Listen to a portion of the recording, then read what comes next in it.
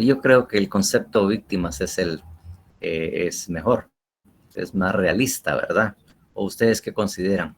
¿Verdad? Porque realmente los tengo aquí para conocer mis víctimas en el curso de Derecho Procesal Penal. ¿Mm? Entonces, para ser bastante claros, ¿verdad? Eh, aprendiz, dice. Lili es aprendiz, dice, ella no es víctima, dice.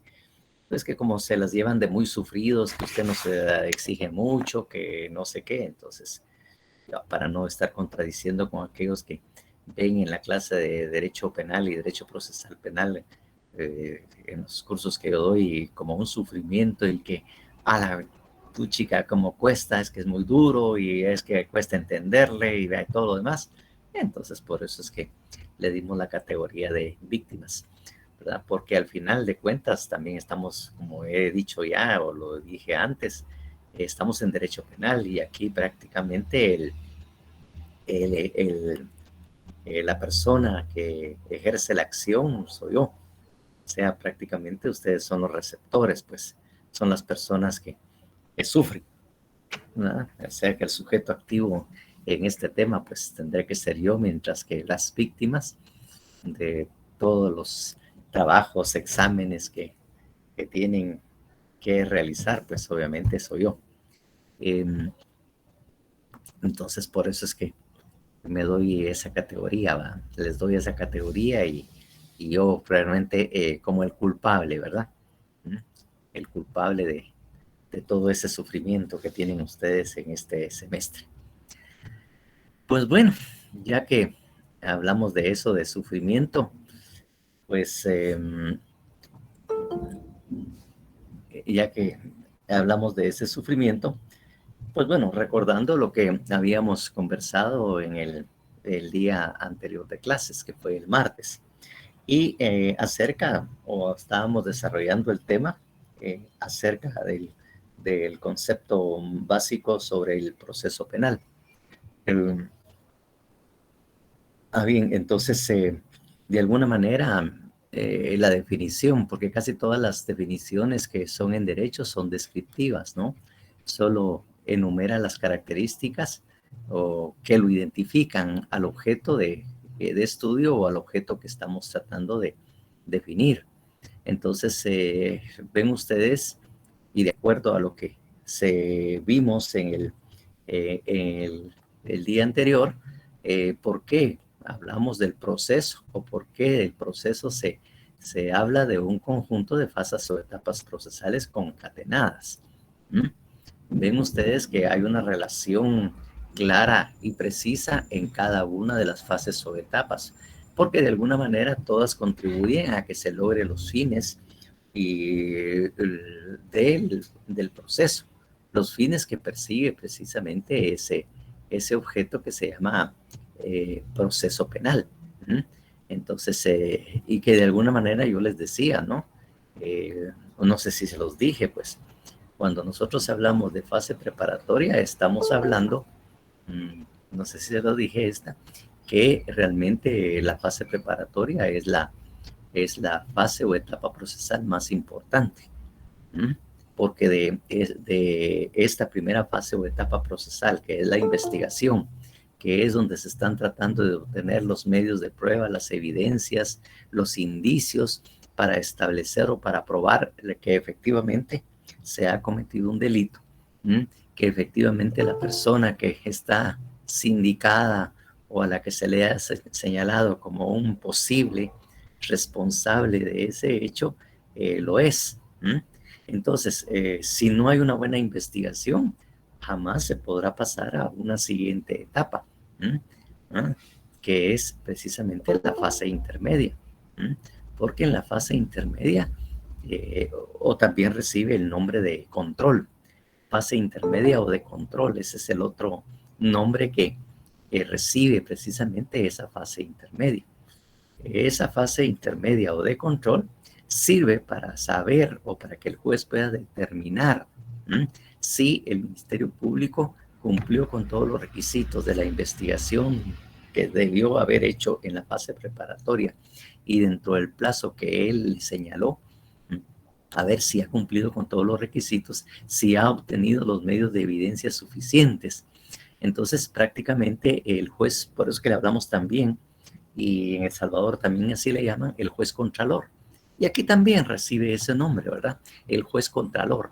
Así es como se le tiene o se le denomina o tiene el juez de primera instancia la calidad, precisamente la calidad que tiene el, el juez de primera instancia, ¿m?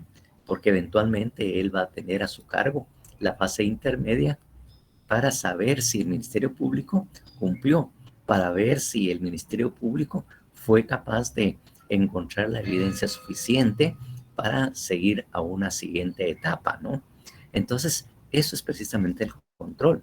Entonces, el juez va al ver, porque tiene que presentar un escrito diciendo que va a acusar, porque tiene, y durante ese plazo realizó todos estos medios de investigación, y esos medios de investigación de alguna manera llegan a la conclusión de, obviamente, para soporte de la hipótesis de culpabilidad que maneja el Ministerio Público, pues obviamente que diga, mire, sí, efectivamente, pues la persona con esos indicios, usted va a ver de que esto que encontré, que esto que investigué, que con esto que tengo, definitivamente va a tener que ser eventualmente sentenciado o condenado. ¿Mm? Eso es lo que efectivamente le está diciendo. Y ese control, cuando lo miremos en la fase intermedia, van a ver que el juez lo realiza, pero también con el apoyo y la ayuda de la otra parte. ¿Mm? O sea, la defensa. Que la defensa va a señalar los errores y va a indicar que efectivamente los medios de prueba o los objetos de prueba que el Ministerio Público le está indicando al juez no son suficientes para que éste pueda llevarse a un juicio o debate. Entonces, esa es la forma en que se realiza el control. Pero bueno, eso lo veremos detenidamente cuando lo veamos en esa etapa. Lo que yo quiero resaltar es que efectivamente, si no hay una buena investigación, jamás podrá haber, va a haber una siguiente etapa. ¿Ah? Porque ahí el juez en la fase intermedia puede decir, no, aquí no hay nada suficiente, pues, y obviamente puede cerrar o clausurar el caso, ¿verdad? Porque el Ministerio Público no tuvo la capacidad o habilidad en su momento de poder obtener los medios de investigación, ¿m? Que fueran suficientes para que esto pudiera ser discutido, por ejemplo, en un juicio o debate. ¿M? Eso es lo que va a determinarse. Y obviamente, si el Ministerio Público hizo una buena investigación y vamos a la fase intermedia y el juez contralor, el juez de primera instancia, al analizarlo y revisarlo y ver los argumentos que tiene el Ministerio Público, considera que sí son suficientes, entonces él lo abrirá, ordenará la apertura al juicio, ¿m? Que se vaya a juicio o debate, en donde se van a diligenciar todos esos medios de investigación, medios de prueba, objetos de prueba que el Ministerio Público logró obtener. ¿M? Entonces, prácticamente la base para ir a un buen juicio, ¿m? A un juicio o debate, es que se tenga medios de investigación que se debieron haber obtenido en el momento procesal oportuno o en la fase o etapa procesal que era la investigación. O sea, una buena investigación nos lleva a un juicio. ¿Mm? Incluso había un amigo que indicaba, él se había graduado precisamente en primero en criminalística y se graduó en una universidad de Estados Unidos. Era una persona ya algo grande, más grande que yo incluso en edad, e incluso él cuando regresa a Guatemala, ya con la licenciatura en criminalista, en investigación criminal, él viene y se inscribe en Derecho, no en Derecho de nuestra facultad, sino de la Universidad Rafael Landívar. Él fue uno de los primeros, bueno, era de la primera promoción de abogados de la Universidad Rafael Landívar. Ahí se graduó de abogado y después sigue los estudios para completar, ¿no? Y entonces él, con esa su experiencia que tenía, decía que un fiscal mudo, oigan ustedes, un buen fiscal mudo, con buenas evidencias, con buenos medios de prueba, gana un caso en un juicio oral. ¿Por qué? Porque los hechos hablan por sí solos, decía él. Entonces, obviamente ese era el por qué él daba esa razón, ¿verdad? O por qué afirmaba este tipo de cosas, ¿no? De que un mudo, cuando digo no es tonto, sino que un juez así, un fiscal que no sepa mucho hablar, pues, que no sepa mucho expresarse, ¿no? Eso es lo que quería él indicar.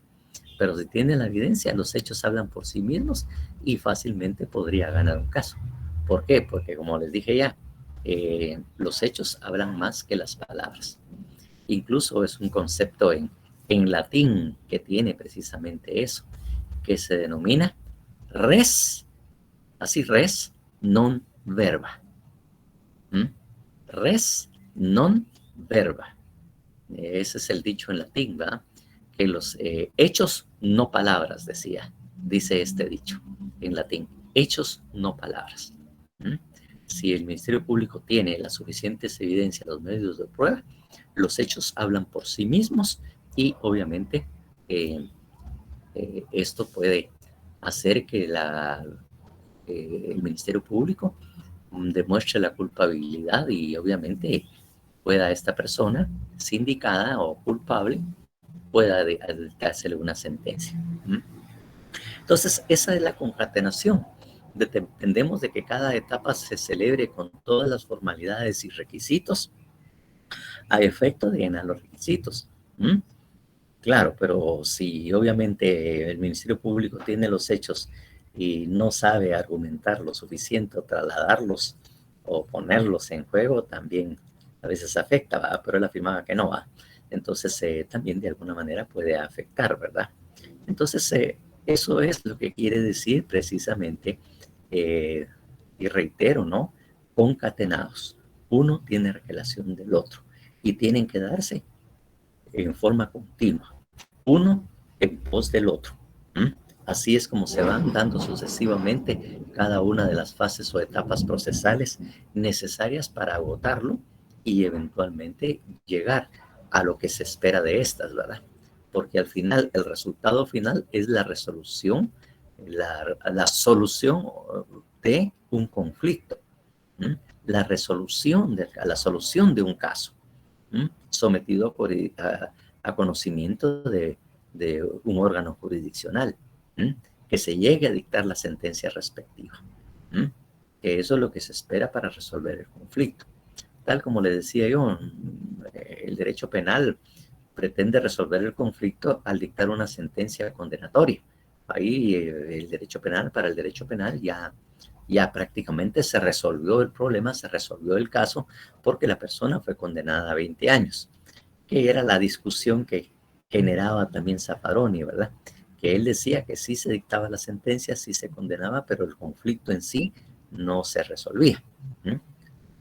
Y aquí entre nos y entre paréntesis, precisamente eso es lo que pretende o se pretende hacer con este derecho de la víctima, que de alguna manera es lo que trata de justificar el libro que estamos utilizando, ¿no? O sea, cómo hacer para que efectivamente la persona resuelva su conflicto y sea realmente resarcida o de alguna manera pueda lograr una solución al conflicto que se dio con ocasión de un delito, o un delito, ¿verdad? Entonces, eso es precisamente por qué desde hace algunos años se incorpora el tema del derecho de la víctima y por qué se hizo la reforma del Código Procesal Penal y se crea precisamente esa institución que es la reparación digna, para que la persona afectada, la persona agraviada o víctima del delito pueda ser resarcido y disminuir el problema o el conflicto que efectivamente le pudo haber ocasionado el delito. Entonces, eso es lo que ustedes No sé si ya lograron percibirlo, posiblemente sí. Si no, pues con esto que estamos conversando, quiero efectivamente que, que se logre entender muy claramente, ¿verdad? Lo que debe de hacerse o lo que es el proceso y cuál es la función de esas fases o etapas procesales concatenadas, ¿verdad? Y que se da en forma continua, ¿verdad? En forma continuada se va desarrollando. Es más, la continuidad también es una característica básica del proceso penal, eh, la continuidad en el proceso.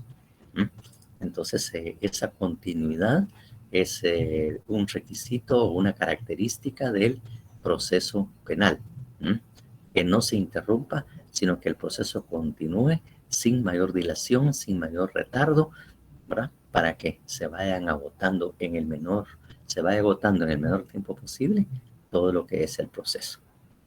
Todo es el proceso.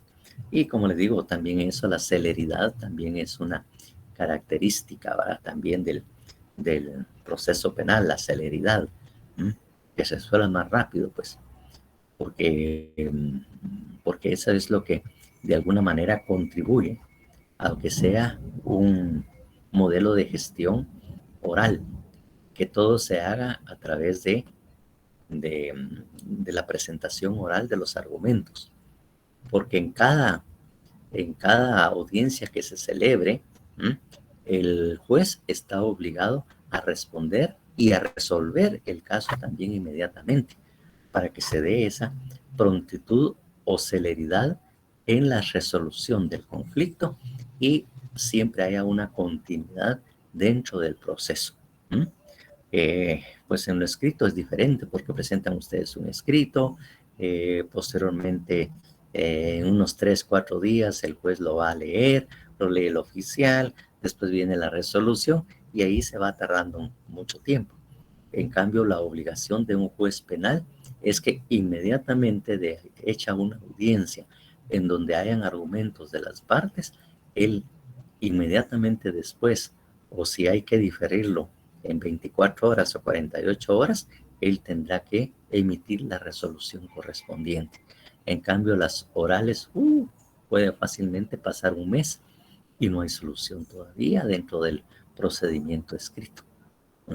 Entonces, eso sí, comparada con el modelo de gestión por escrito, entonces sí hay rapidez, sí hay celeridad, ¿verdad? Obviamente. Y obviamente, aunado a eso, porque no lo puedo dejar de mencionar, que es sencillo, la sencillez, sencillez que es una característica también de este proceso penal oral. Es sencillo, porque escribir a veces cuesta un poco más que hablar. Fácil es hablar, claro, pero no ir a hablar cualquier cosa, ¿no? Recuérdese que todo lo que se diga o se manifieste debe de probarse, pues. Todo lo que se diga o se esté manifestando o se está argumentando debe de probarse. Porque si no se prueba lo que ha dicho, es como no se ha dicho absolutamente nada. No tiene ningún fundamento mi alegato o mi argumentación si no tengo evidencia que respalde eso que yo estoy diciendo. Y el juez lo revisa, lo ve y al verlo, pues resuelve inmediatamente. Y entonces es más fácil hablar, obviamente con fundamento, que presentar un escrito.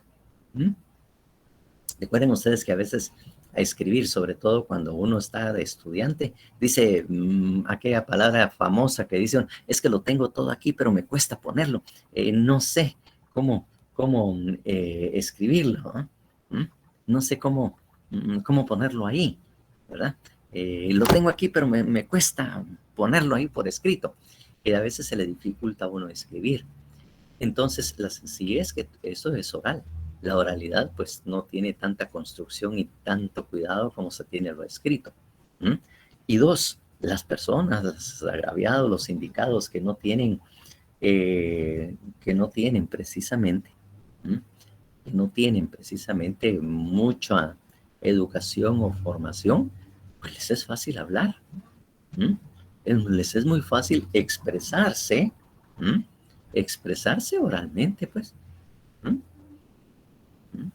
Con el hecho de que dentro del mismo proceso penal, imagínense ustedes, se contempla que si la persona no habla el idioma, ya sea porque sea extranjero o que no tenga, sino que su idioma será uno de los que reconocidos como idiomas indígenas, pues tiene que ponérsele un traductor, un intérprete, para que él se exprese en su propio idioma y obviamente el traductor será el que va a trasladar la información, eh, que le va a trasladar la información al juez de lo que él está diciendo. Entonces, para cualquier persona es muy más fácil hablar. Incluso si no habla correctamente el español, pues lo puede hacer en su idioma. Pero esto, como le digo, es algo que también se toma en cuenta dentro del proceso. Ya en su momento procesal vamos a ver lo relativo a los traductores e intérpretes para aquellos que no hablan el idioma o no tienen la habilidad suficiente para expresarse en el idioma oficial, pongámoslo de esa manera. Entonces, hay un traductor. Entonces, ven ustedes que efectivamente esas circunstancias son las que de alguna manera caracterizan y obviamente, ¿por qué?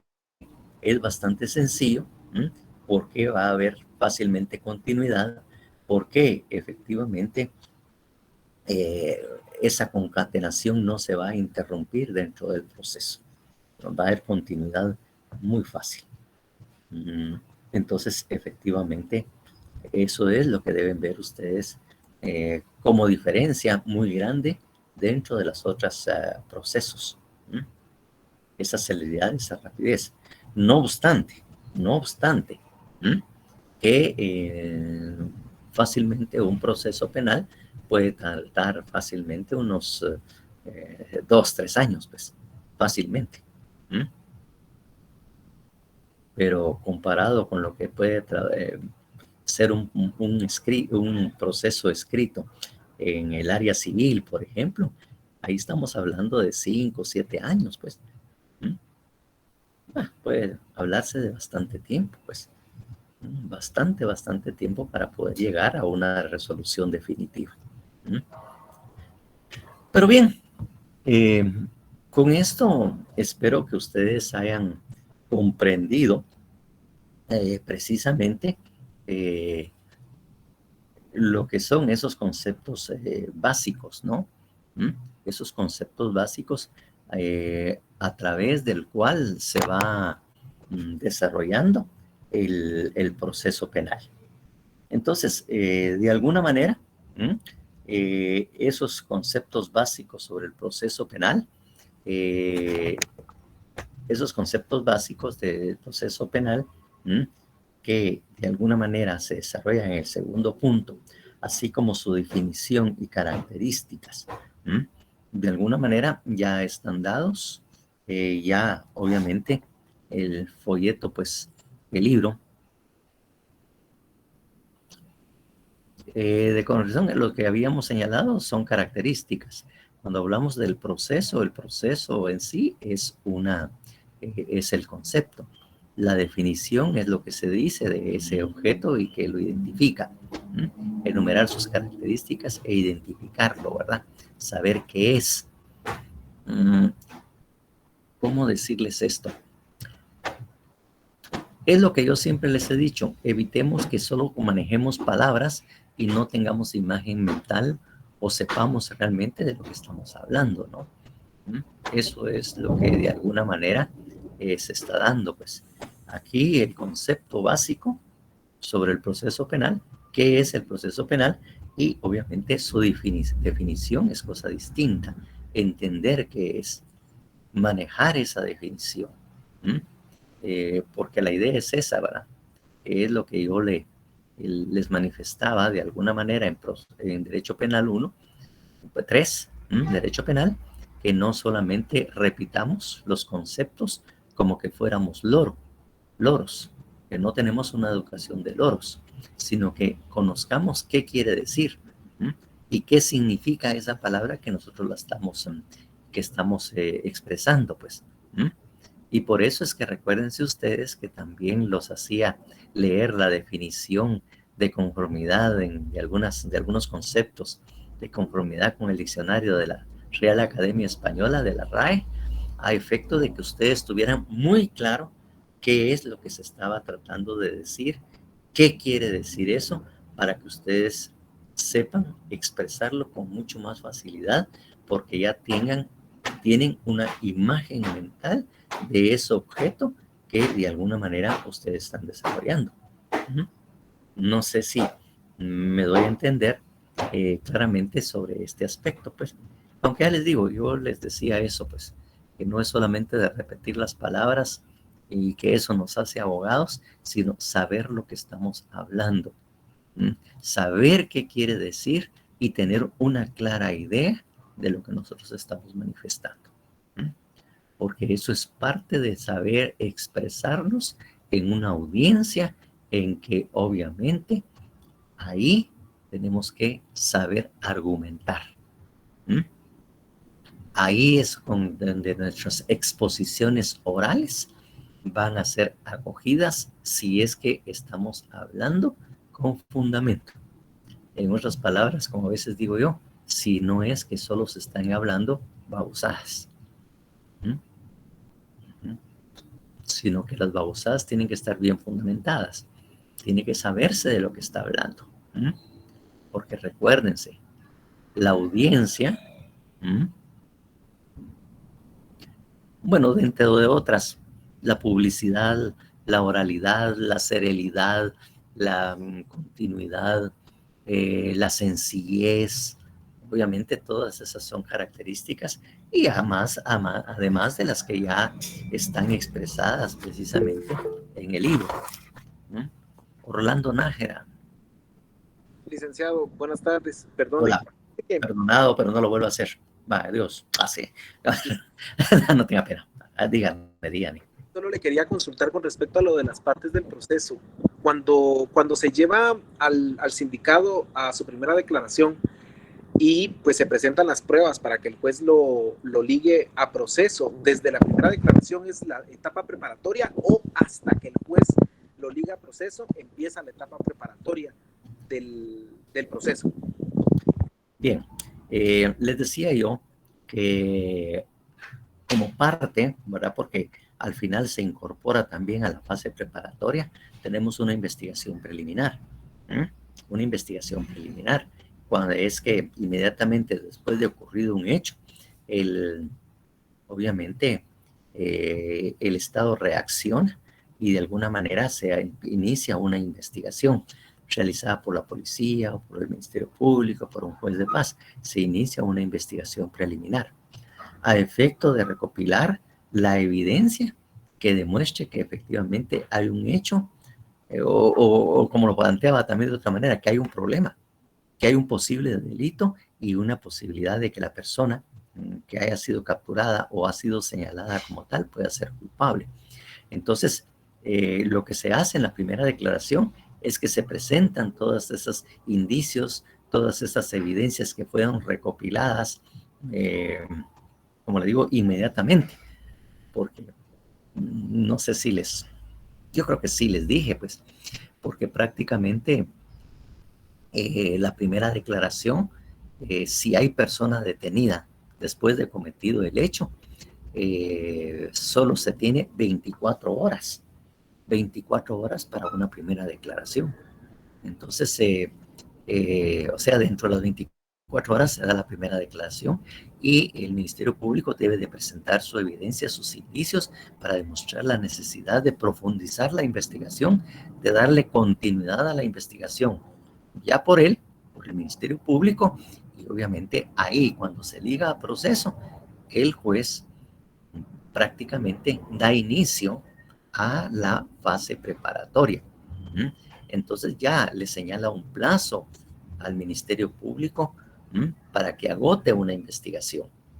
Lo que recuerdo es que no les había dicho a ustedes que la investigación preparatoria, sí les dije que era de 3 meses, es de 3 meses si hay persona detenida. Es decir, si al sindicado, a la persona que se ligó a proceso, se le dicta una previsión preventiva. Porque si goza de medida sustitutiva, entonces el plazo de la investigación se alarga hasta 6 meses, plazos máximos. El juez puede decir menos de eso, pero los plazos máximos es de 3 meses si hay persona con prisión preventiva, si la persona, el sindicado está con prisión preventiva, y hasta 6 meses si la persona está gozando de una detención domiciliar. Si tiene una medida sustitutiva para hablarla y empezar a hablar de eso, pues eventualmente lo vamos a decir. Y obviamente lo que va a presentarle son indicios, evidencias de esa probabilidad y la necesidad de que efectivamente ordene el inicio del proceso y le señale plazo al Ministerio Público para la fase preparatoria. No sé si con eso, Orlando. Sí, licenciado, ya me quedó más claro, muchas gracias. Ya para servirle. Hay algo que es muy importante y que tenemos que tener también claridad. Claro, es muy adelantado porque efectivamente no hemos hablado de la prueba, pero yo les digo esto. Al proceso penal, por ejemplo, a la primera declaración, el Ministerio Público no llega con pruebas. No llega con pruebas. Cuando se da el juicio debate, que algunos dicen la presentación de la prueba, no.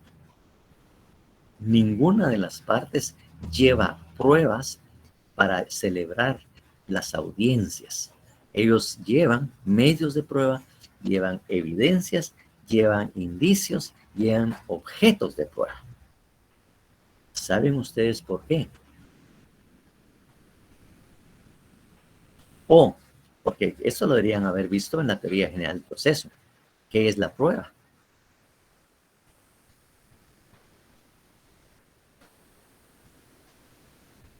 ¿Qué les dijeron a ustedes en teoría general del proceso que era la prueba?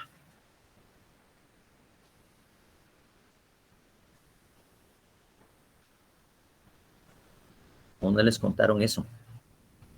¿Qué era la prueba?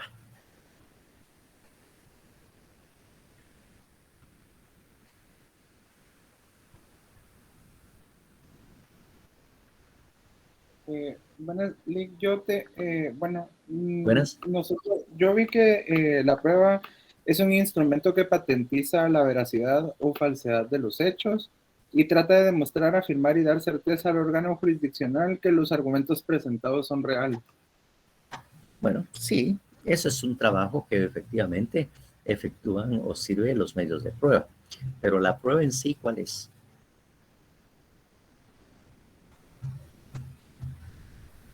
Demostración de la verdad, una afirmación de la existencia de una cosa, la realidad. Eso dice Ben Nelson, que es algo similar a lo que estaba diciendo hace un momento también Juan Pedro. La existencia del hecho.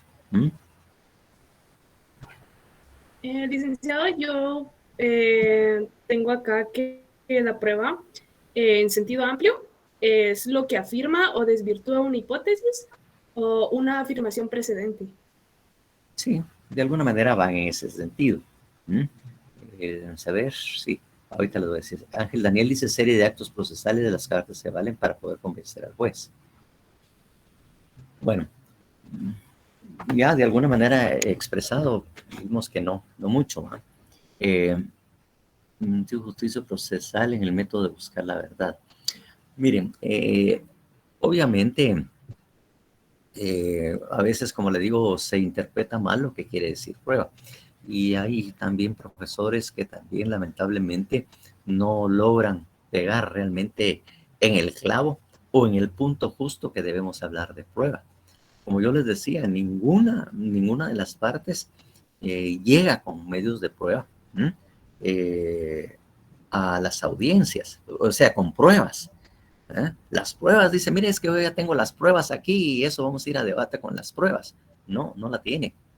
Porque la definición, y por favor tomen nota, voy a hablar un poco despacio, la prueba son, tomen nota, los medios de convicción que le sirven al juez para fundamentar una resolución.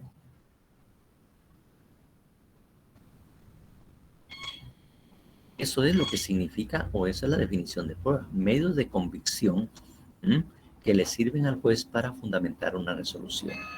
¿Qué quiere decir esto? Que ninguno llega a sus compruebas hasta el momento en que el juez resuelve. Él es el que determina la existencia o no de la prueba. Es con lo que él se convence, ¿verdad? Porque en su resolución, en la sentencia, tiene que fundamentarla. Y vamos a adelantar un poco, solo para que te den claro, porque esto sí es bastante importante que ustedes lo tengan. Miremos el artículo 10 del Código Procesal Penal, por favor.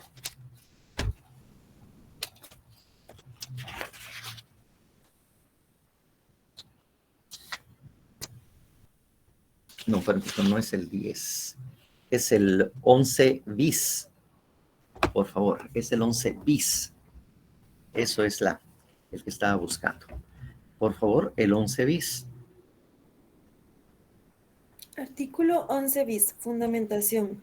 Los autos y las sentencias contendrán una clara y precisa fundamentación de la decisión. Su ausencia constituye un defecto absoluto. De forma.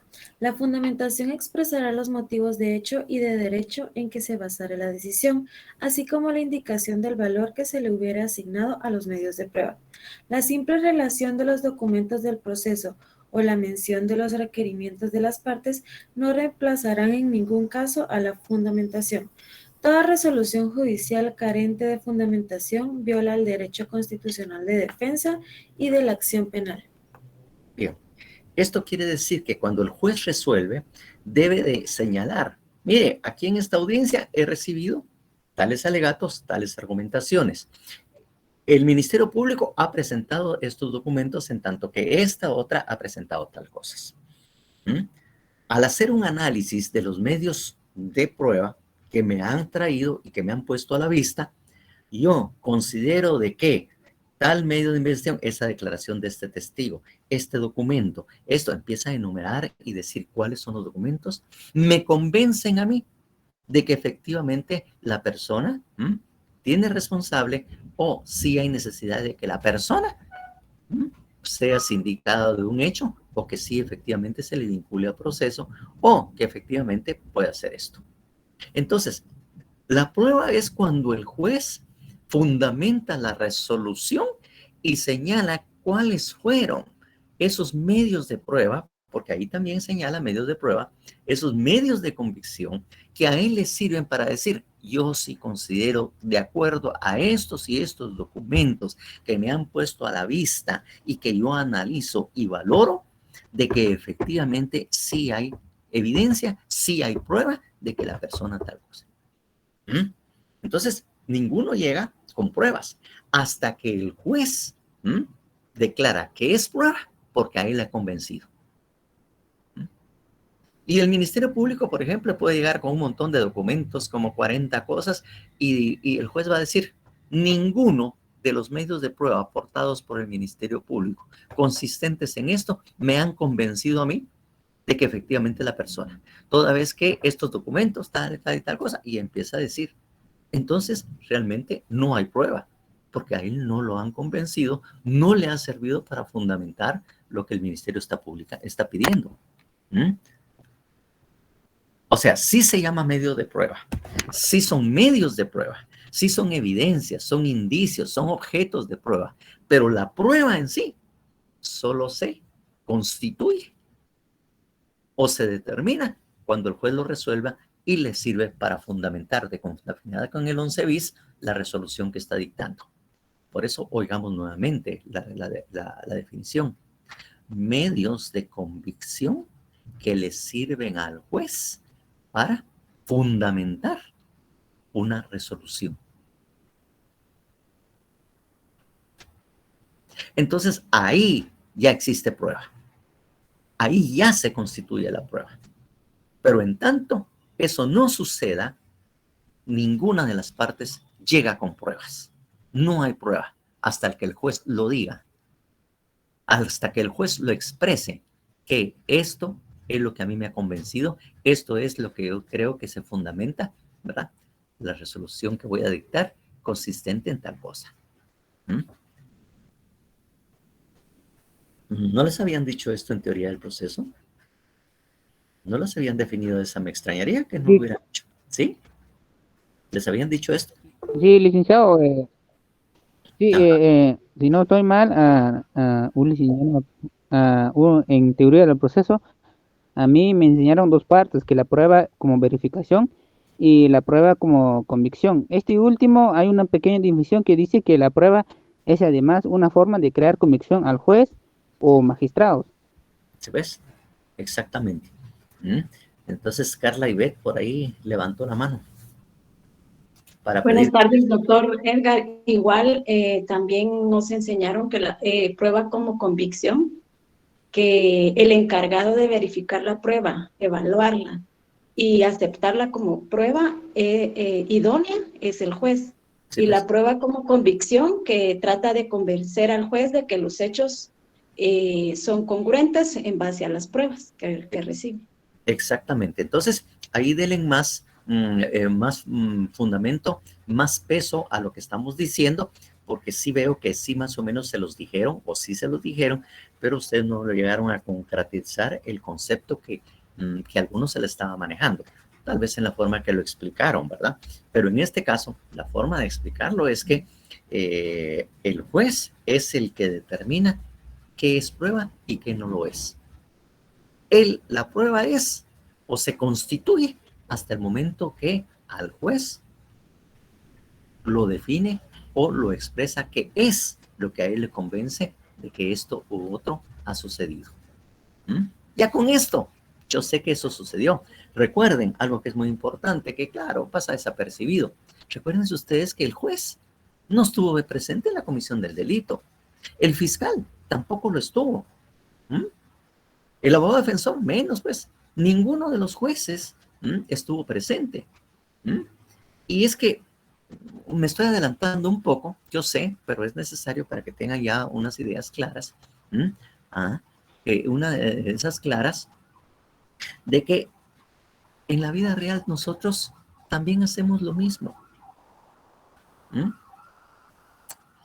Cuando a ustedes, así en la vida real, así coloquialmente, cuando alguien va y les cuenta un chisme, vos ya te enteraste que fulano tal y tal y tal cosa. Entonces ustedes se quedan viendo, lo oyen y le dicen, ¿será vos? ¿Será? No muy lo creo, vos, yo no sé, no me suena bien. Está como que, es que no creo que alguien vaya a hacer algo así como lo que me estás diciendo. Y este no es tan bruto como para andar haciendo esas babosadas, pues, no sé, va. Sí, sí es cierto vos, créeme. ¿Y sabes por qué? Porque dicen que fulano también estaba ahí, que tal y tal y tal cosa. Si es así, es posible que sí vos, porque ya ustedes están pensando, que están viendo de que hay un testigo o hay alguien. Si no le dice, pregúntale a fulano. Si también él estaba ahí, y él fue que lo contó porque él estaba ahí, porque tal y tal cosa. Bueno, pues sí es así, va. Porque dicen que tal y tal cosa. No sé. Sí, eso se lo hizo a fulano de tal, y fulano de tal fue el que le contó. Si la mujer fue la que contó que efectivamente él le había hecho tal y tal cosa. Bueno. Entonces, si es así, y si la mujer está diciendo y no está mintiendo, pues ya, ¿no les pasa eso mismo a ustedes? ¿No dudan ustedes de que eso hubiese sucedido? No automáticamente opera, sin necesidad de que ustedes estén recordando la Constitución, porque existe una presunción de inocencia y ustedes en principio no creemos que este sea capaz de hacer eso, pues. ¿Por qué? Porque ustedes creen que la persona es inocente y para hacer algo así, no sé, ¿va? ¿Por qué? Porque también automáticamente dentro de nuestras costumbres, usos locales, Porque la presunción de inocencia, no crean ustedes que nace porque el derecho la creó. Eso no nace del derecho, eso no nació del día y del día a día, pues. Es más, eventualmente les voy a citar algunas cuestiones bíblicas y todo, algunas cuestiones del Código de Hammurabi, donde la presunción de inocencia ya estaba presente desde la época del Código Hammurabi, que fue uno de los primeros documentos escritos que se encontró en la historia del derecho, pues. Y en la Biblia también lo presenta de alguna manera precisamente esa duda, esa presunción de inocencia. Por lo tanto, la presunción de inocencia no es una creación del derecho, sino se ha recogido de lo que nosotros normalmente hemos vivido. Lo que pasa, pues, y no crean que solo nosotros lo hacemos. Eso en todas partes del mundo, en todas partes del mundo. Cuando oyen algo de alguien, siempre, será vos. No muy lo creo, pues. Es que para hacer algo así, es que no, tiene que ser muy bruto o realmente tener toda la intención de, o ser un asesino, o realmente ser un ladrón, pero realmente, ¿será mucha? No ustedes empiezan a dudar. No empiezan ustedes a preguntarse si fue o no. Pero cuando ya les dicen que tienen medios de prueba, que hay una persona, que hay esto, tal cosa, bueno, sí, efectivamente, también que lo diga, bueno, ahí sí, todavía podríamos creerle, ¿verdad? Pero, chica, sí está jodido. Eso es precisamente lo que le pasa al juez. Él está viendo todas las historias que le cuenten, pero cuando les dice, mira, aquí tengo esto, aquí tengo lo otro, y empieza a revisar, y dice, sí, este fue. Son babosadas. Ya con lo que usted me está presentando, sí, efectivamente, ¿verdad? Salvo que se le quiera probar de que esos son documentos falsos, que esto no es, que es tal cosa, pues. Por ejemplo, pues, que siembran la duda, y como la duda, ¿qué pasa?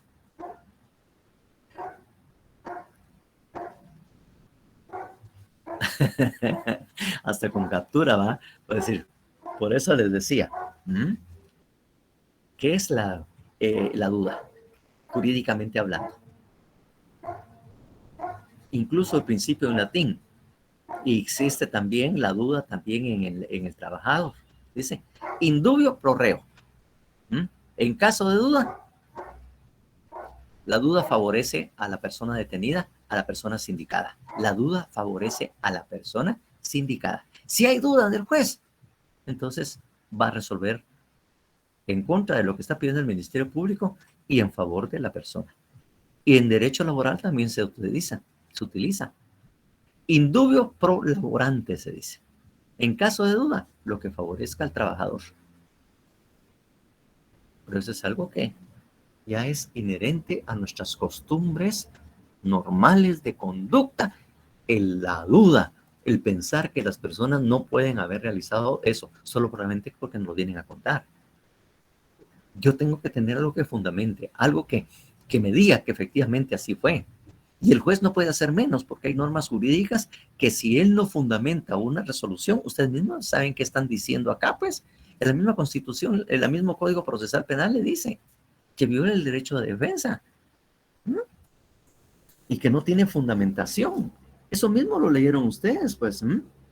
Toda resolución judicial carente de fundamentación viola el derecho constitucional de defensa y de la acción penal. Entonces, por eso es que, y tal vez ahorita ya tienen ustedes mejor concepto de esto, que ninguna de las partes llega a las audiencias con pruebas. La prueba es hasta que el juez se manifieste convencido por algún medio de prueba, por algún objeto de prueba, y que eso le sirva para decir, yo resuelvo con base a estos documentos, a esto que me están diciendo, y que aquí tengo las declaraciones, estoy diciendo que sí es cierto, y sí la persona es culpable, o no puedo otorgar esto porque no me convence.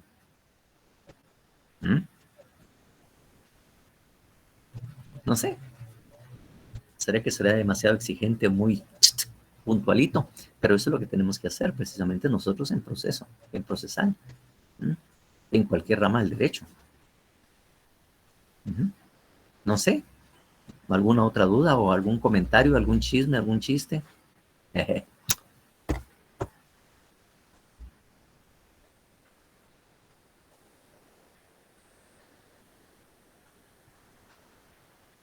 ¿Ninguno?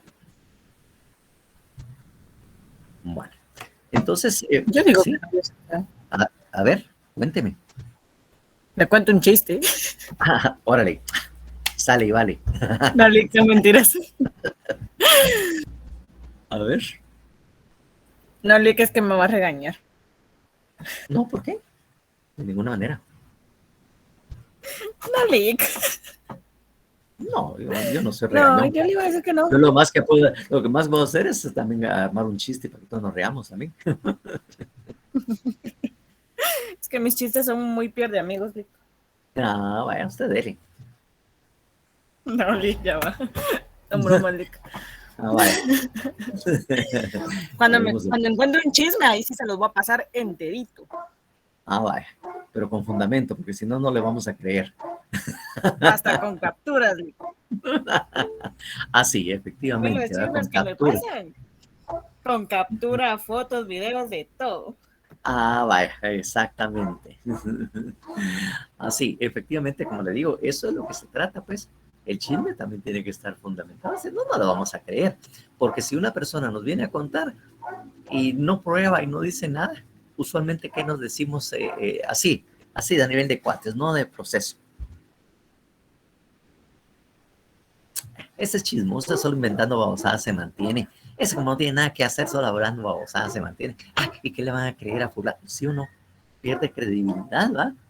Pajero, pura paja. Ese como que está bolo, solo hablando babosadas, nada, está loco, no le damos caso. Entonces la persona, obviamente, sufre de un desprestigio alrededor de nuestro círculo de amigos, porque dice, pues que le crees a fulano, si ese siempre anda hablando babosadas, siempre anda diciendo esto que el otro, y no sé qué, ¿sí o no? Chismoso, mentiroso, pajero, va, así es. Algo así. Nelson hace rato que tiene la Sí, mano una pregunta. levantada, disculpe que no le había puesto atención. A ver, Nelson. Sí,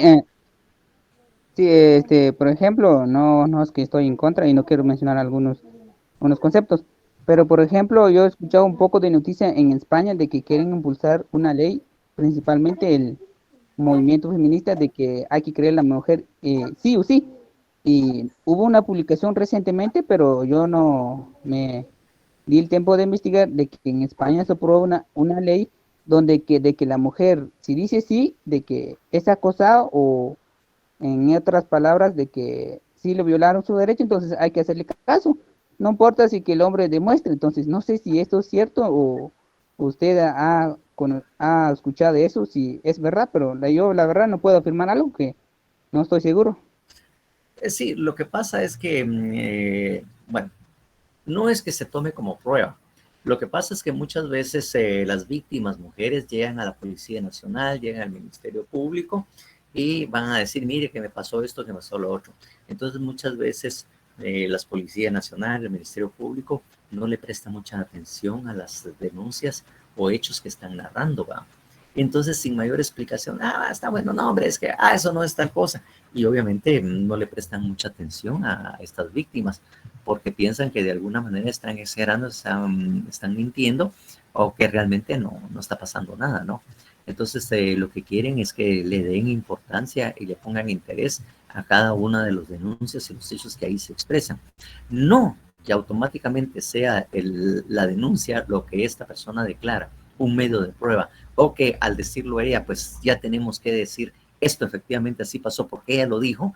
Eso no, porque violaría, como le digo, en España, en Inglaterra, donde ustedes quieran, viola derechos fundamentales de la persona. Hay un dicho muy, muy particular, que incluso es un meme, no sé si ustedes ya lo han visto, ¿va? Que ya lo han visto, dice, que no se puede demostrar que el lobo es culpable y que efectivamente hizo lo que dice la Caperucita Roja hasta en tanto nosotros no lo escuchemos. Porque cuando el cuento de la Caperucita Roja es lo que ella narra, pero jamás se ha escuchado a él para que argumente o para que diga qué fue lo que pasó desde su perspectiva. no ha tenido el derecho a ser oído, a ser escuchado, y eso es un derecho, el derecho de audiencia se llama, ¿verdad? Audiencia, el derecho a ser oído. ¿Mm? ¿Qué es lo que todos exigimos? ¿Mm? ¿Mm? Si no hay pruebas, se queda en duda, ¿va? Se queda en duda porque no hay nada, un hecho que demuestre o que efectivamente nos convenza de que sí fue lo que sucedió. ¿Mm? Entonces, porque les digo, ustedes también en su vida diaria, porque les digo, estos derechos, muchos de los que están en la Constitución, esos derechos fundamentales, el derecho a ser oído, la presunción de inocencia, no nacen solamente porque el derecho los creó y los inventó.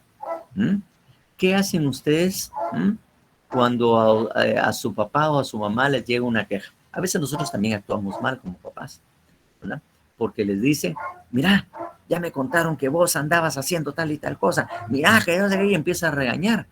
Y entonces ustedes automáticamente dicen, no, papá, eso no pasó, espérame, oíme, yo te voy a explicar qué pasó, pero eso no fue lo que sucedió. No piden ustedes, esas son puras mentiras, claro.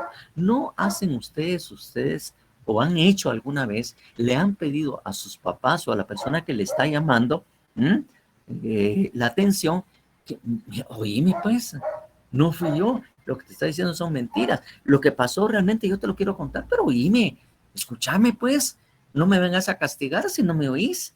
No lo piden ustedes en sus casas.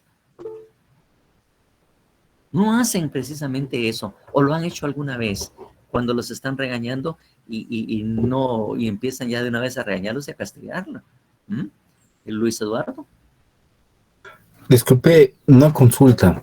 Póngale, yo he sabido de casos, incluso tengo un compañero que la esposa lo demandó por violencia familiar, pero ella se golpeó, ella se tomó fotos y las presentó y a él se lo llevó la tostada.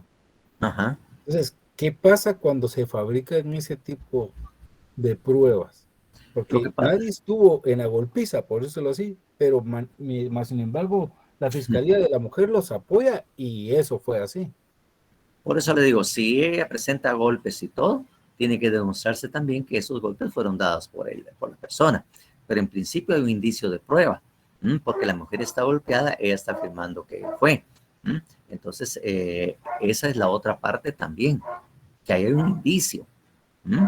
Y con esos indicios se puede abrir a un proceso, se puede ligar a alguien, porque la investigación preparatoria supuestamente deberá profundizar en esos hechos, en esos indicios, para que efectivamente pueda llegar a juicio, pues. Pues fíjese que más sin embargo, como le digo, yo sé de ese proceso porque él estuvo un buen tiempo en la cárcel por ese tipo de mentiras, por eso lo sé. Claro, efectivamente, sí ha pasado varias veces. Lo que pasa es que tiene que precisamente tiene que establecerse efectivamente que él hubiera precisamente provocado esos daños y efectivamente se den, pues, en cuanto al momento en que este fue y todo.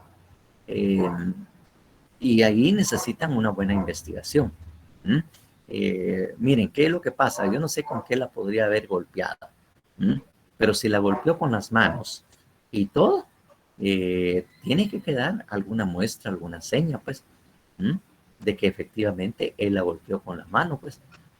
Y si la golpeó, dice, mire, me pegó con la escoba, también se puede determinar por el golpe, y siendo un perito, por ejemplo, del INASIF, un traumatólogo y todo, determinar si efectivamente esos golpes le fueron dados, porque depende de la posición del golpe, dirá que si efectivamente la persona en qué posición estaba, en qué forma le pegó. Entonces, hay muchas cuestiones que se manejan dentro de lo que es la criminalística y dentro de las ciencias forenses para determinar si los golpes fueron o no provocados por una persona o fue una autolesión, pues, por la forma en que se dan precisamente esos golpes. No es lo mismo golpearse usted con un palo, porque si usted se va a golpear con un palo, la distancia que tiene para golpearse tiene que ser muy cercana. Tiene que estar muy cerca porque solo da más o menos lo que es la altura de los alcance de sus brazos y tiene que ser un poco más cerca para que efectivamente tenga la fuerza.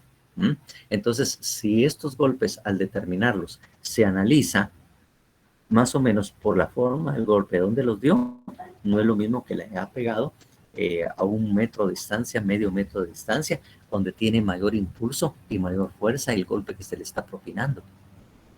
Mire, son un montón de cosas que uno realmente tiene que aprender realmente, porque también en derecho procesal penal también uno debe manejar ciertas ciencias forenses, debe también manejar este tipo de cosas para poder argumentar o para poder solicitar que se hagan esos estudios, pues. Pero el hecho mismo que tenga un golpe y con qué lo golpeó, si lo golpeó con la mano empuñada, pues tiene que quedar señas en la mano de que la golpeó. Por eso es que inmediatamente que se hace una denuncia de este tipo, se inicia la investigación inmediatamente para que no se pierdan estos indicios de prueba. Esos indicios que pueden determinar si efectivamente sucedió. Usted le pega a alguien, pues en la mano le queda la seña en el puño del golpe que haya propinado.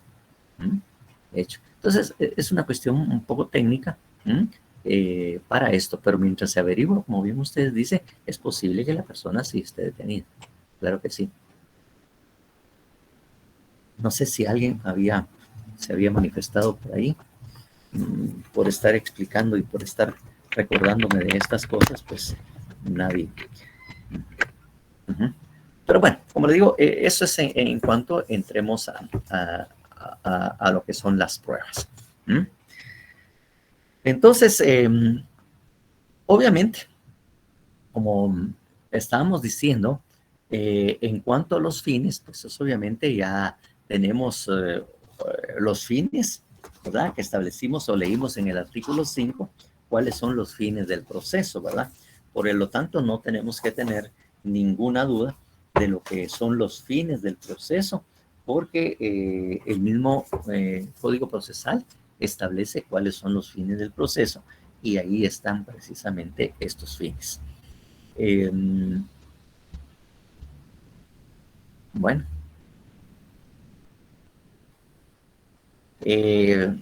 No sé si hay alguna otra duda o alguna otra cuestión que querían manifestarse en cuanto al proceso.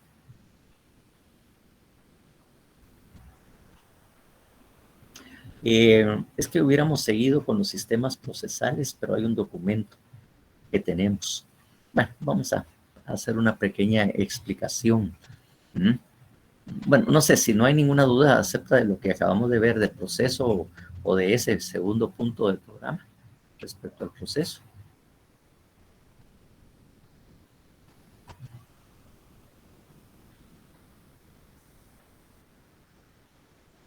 Okay. Entonces, si es así, tenemos que hablar precisamente de los sistemas procesales y establecer cuál es el sistema que nosotros tenemos vigente, pues. Porque el proceso penal, claro, como el chocolate, ¿verdad usted?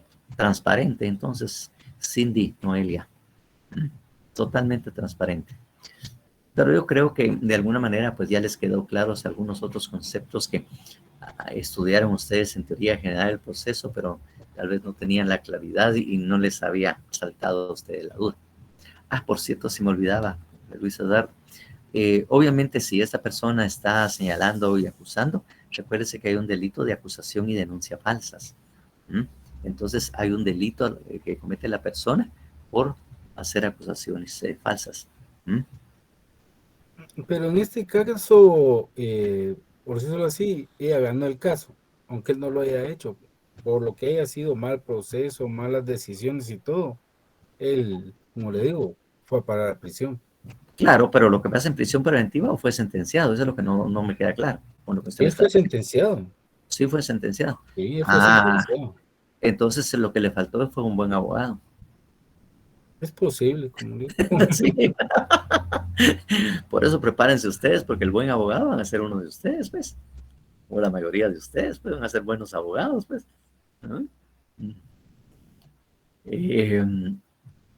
Y es testigo usted que ya se hizo los golpes. Pues testigo no podrá ser porque la persona se los pudo haber infligido, pero ya le digo, por la forma en que están los golpes puede efectivamente establecer. Solo que haya habido una amiga y que le haya llegado a dar los escobazos, por ejemplo. Pues. No, algo así pasó. Lo que pasa es que como ella tiene una relación con otra persona y querían deshacerse de él, pero ya esto ya es otra cosa, ya es la vida personal de ellos, ¿no? Sí, Pero pues. sí parece que fue una persona allegada a ella quien le dio los golpes. Luego llamaron a la policía, tomaron fotos, levantaron la denuncia y algo así fue la cosa. Pues es que todavía está ahí guardando sombra a Bueno, él. por eso es que habría que haber analizado, porque hay muchas cosas. Bueno, si a mí me dice, él me pegó con este palo, ¿m? ¿Qué es lo que voy a encontrar en ese palo?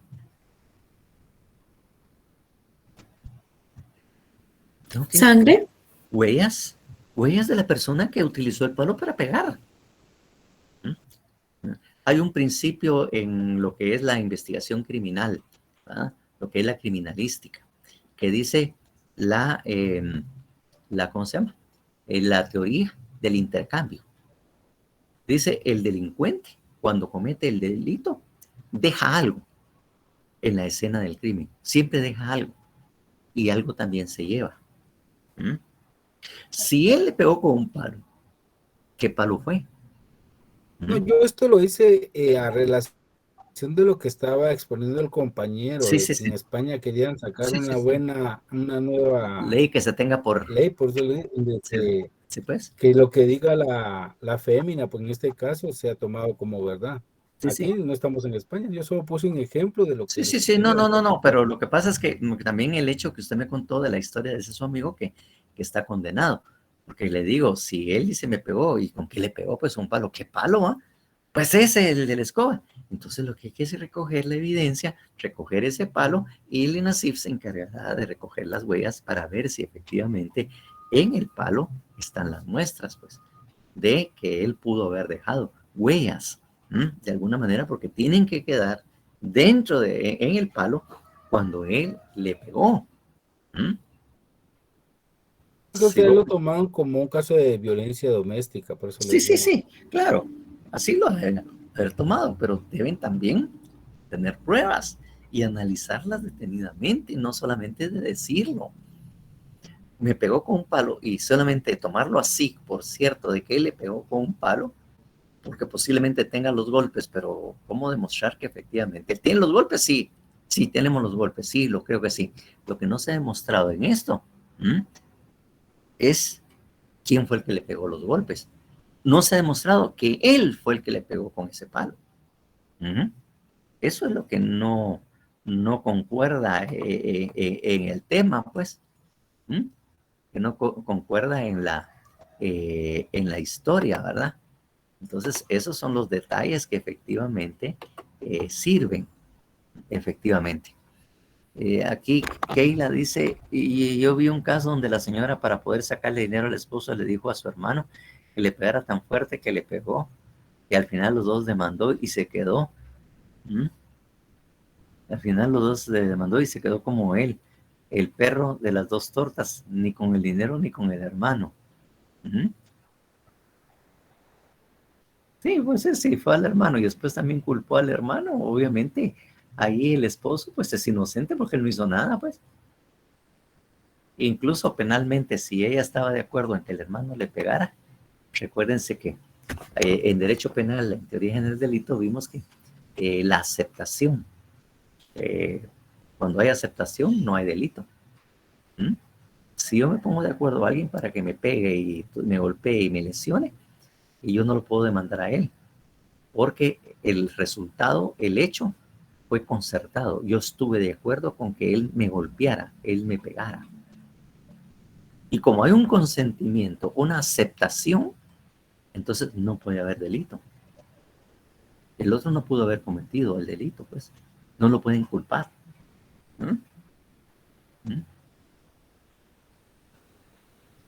Porque no hubo una agresión ilegítima o un daño provocado, ¿verdad?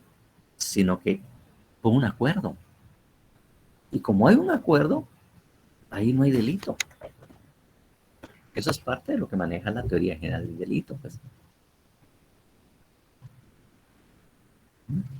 Pero bueno, eh,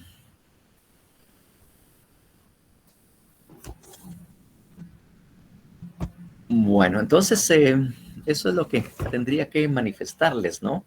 Respecto a esto, ¿no? Entonces, como les digo yo, las fases o etapas procesales ya se los había manifestado, se los vuelvo a repetir.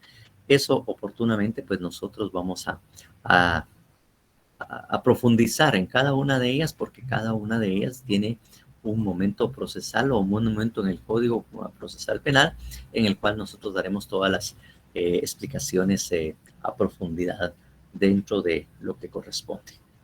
Entonces, lo que nos corresponde es conversar acerca de los sistemas procesales.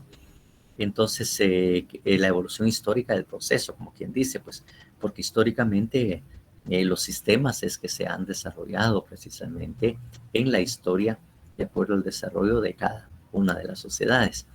Me parece que, no sé si por ahí está escondido ahí todavía el doctor Alberto Mejía, no sé si está por ahí, porque me parece que tenemos un documento que precisamente en el cual se exponen los sistemas procesales. Entonces sería un documento que podríamos subir para que el próximo día de clase, que sea el martes, pues ya tengan ellos el documento, ya por lo menos ya le han dado una miradita. ¿Se recuerda usted, verdad que sí tenemos este documento de los sistemas procesales? Sí, es correcto, eso sí lo tenemos y se lo vamos a publicar. Se lo vamos a publicar. Perfecto, gracias. Sí, cuando hablamos de sistemas procesales, tenemos que hablar de que históricamente han existido varios, no uno como el nuestro, pues. El primero que existió, solo para darles una plática así general y señalar así en términos generales cuáles son los sistemas procesales, es que existió un sistema acusatorio. O sea, el primero de los sistemas procesales que se dio fue un sistema acusatorio.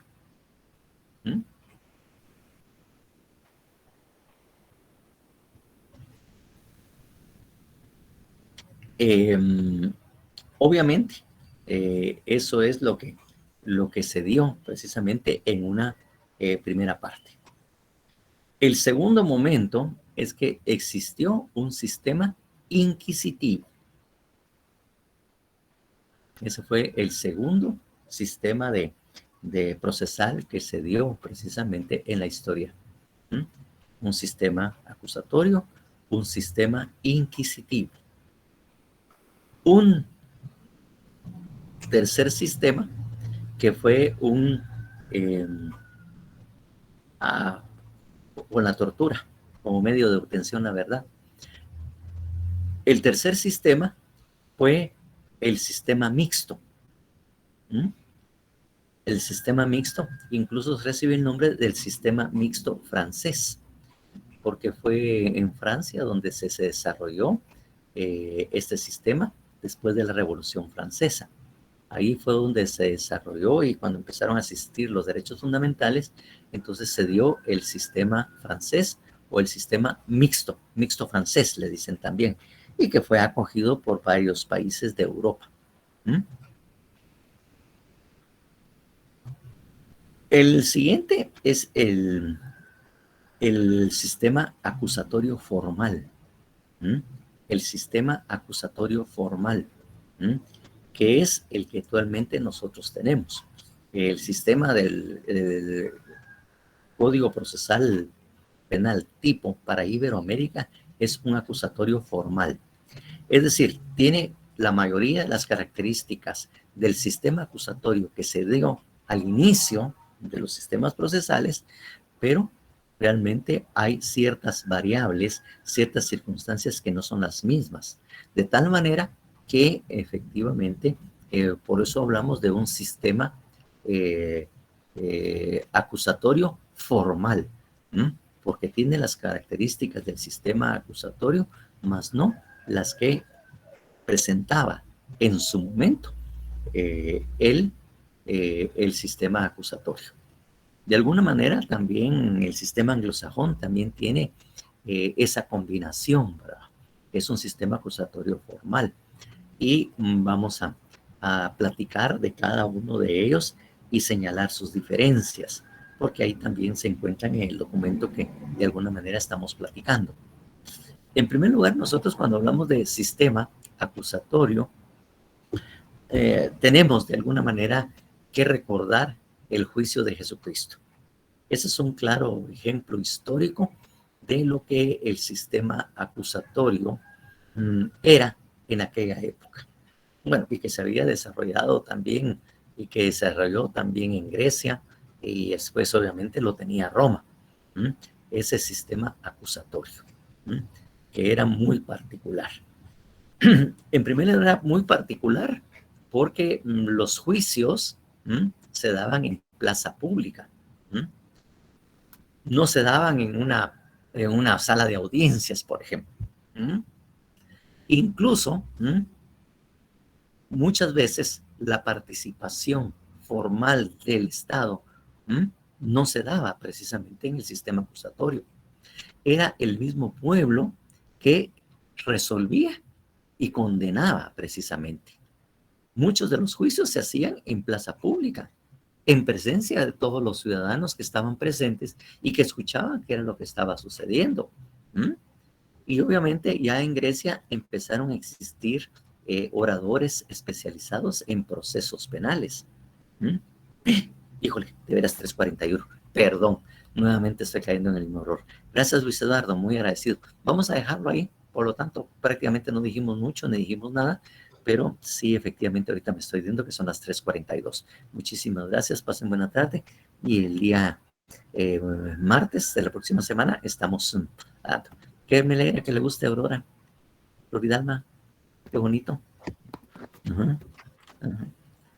Está interesante. No, sí, es interesante. El proceso penal es muy bonito, muy bonito. Y cuando se mira este tipo de historia, pues... Pasen buena tarde. Gusto de gracias, licenciado.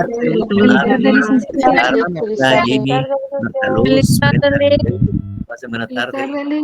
Gusto de Feliz tarde, licenciado. Pase feliz tarde, licenciado.